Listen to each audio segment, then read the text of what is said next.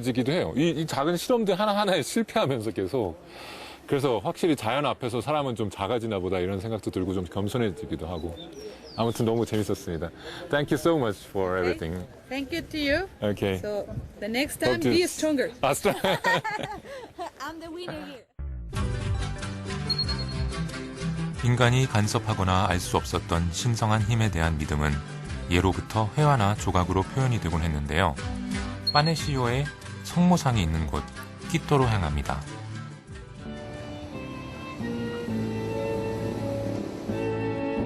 키토는 세계 최초로 유네스코 문화유산으로 지정될 만큼 옛 모습이 잘 보존된 아름다운 도시입니다.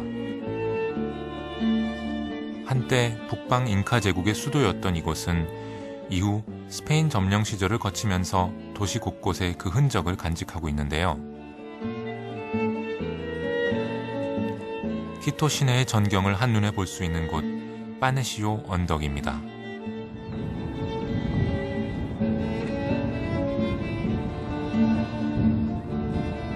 작은 빵덩어리라는 뜻의 이름처럼 둥근 모양의 언덕을 오르면 안데스 산맥에 둘러싸인 분지 위 도시가 한눈에 들어옵니다.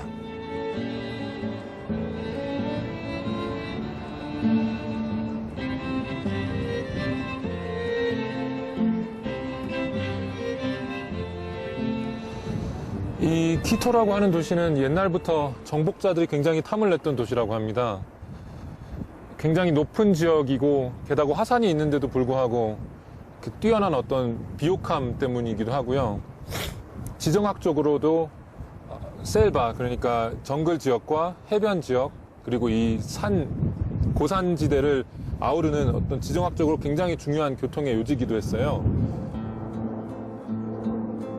잉카 제국 시절 태양의 신전이 있었던 자리에는 도시의 수호자로 불리는 키토의 성모상이 도시를 굽어봅니다.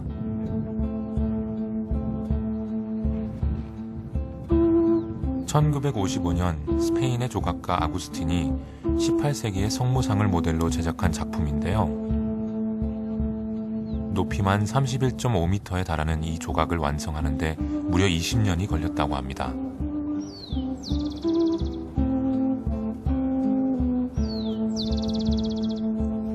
묵시록에 나온 악한 용을 물리치는 모습을 형성한 것이라고 하는데요.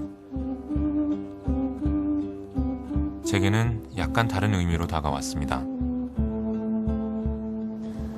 사실 이 조각상을 보고 있으면 누가 봐도 상식적으로는 악을 제압하고 있는 어떤 성모의 굉장히 위대한 모습을 형성하였다 이렇게 볼 수 있을 것 같습니다. 근데 원주민의 시각으로 보자면, 그러니까 서구의 시각에서 조금만 더 벗어나 보자면 지혜의 상징인 저 뱀을 깔아 뭉개고 있는 어떤 외세의 모습, 그런 것들이 더 부각이 되는 것 같습니다.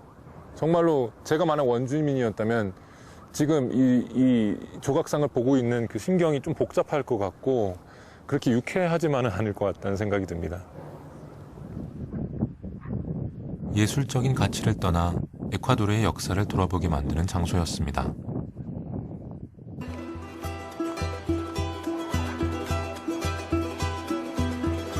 식민지풍 건축물로 가득한 키토. 특히 그 중에서도 가장 아름다운 건축물로 꼽히는 것이 꼼파니아 데 헤수스 성당인데요. 17세기 초 바로크식으로 지어진 예수회의 성당입니다.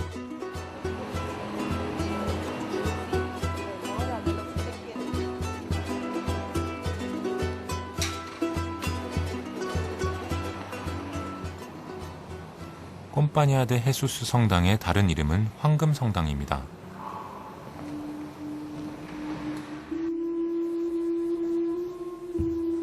정복자의 위대함을 과시하려는 듯 온통 금박으로 장식된 내부가 눈에 띄는데요. 이렇게 화려한 건물이 또 있을까요?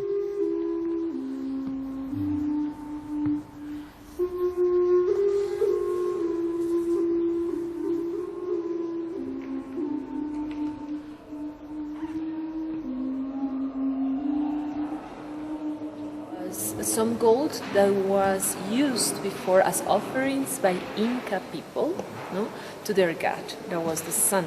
So these pieces that were already elaborated were taken by Spanish, no, melted, of course, and used as gold leaf, no, to gild all these areas that you can see over here. 1605년 공사를 시작해 완공하는 데에만 무려 160년이 걸렸다는데요. 제단 하나에만 7톤의 금이 사용되었다고 합니다.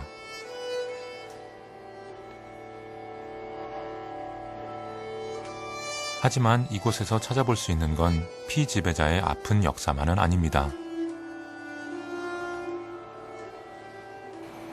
이 성당에는 여러 가지 스타일들이 혼합이 되어 있는데요.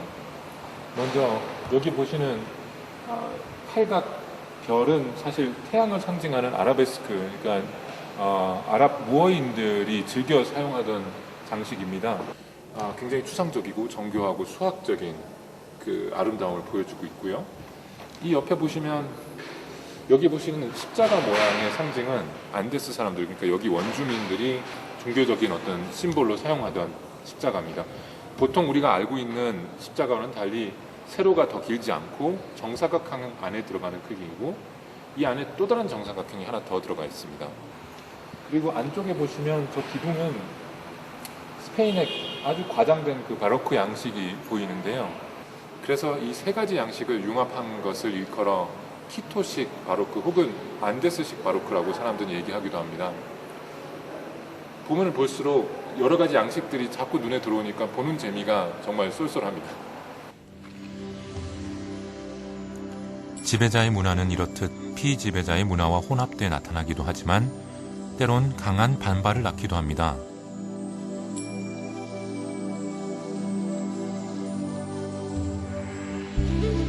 라틴 아메리카의 피카소라고 불리우는 화가 과야사민의 미술관.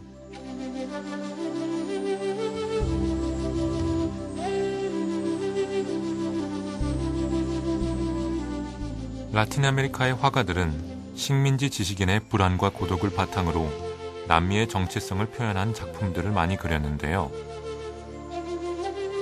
그 중에서도 오스왈도 과야사미는 20세기 초반 키토에서 태어난 중남미의 대표적인 화가입니다.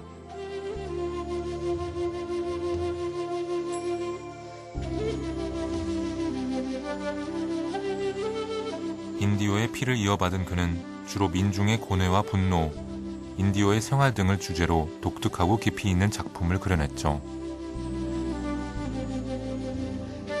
화려하고 대담한 작품의 이면에 얼룩지고 슬픈 역사에 대한 인식과 정체성에 대한 치열한 고민이 느껴집니다. For example, Guayasamín understood a lot the consequence of the Spanish conquest, the lost identity, the poverty in the farmers, the slavery of the black people, the slavery of the indigenous people, and then the origin of the mestizos is a mixture of the ethnic groups, okay? And then in this moment, for example, the cruelty of the mestizos with the indigenous people, with the black people, okay?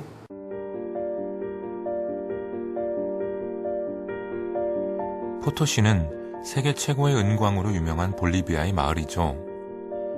빛도 들지 않는 은광 속에서 강제 노동을 해야 했던 원주민 광부들의 절망과 한이 고스란히 배어나는 작품인데요.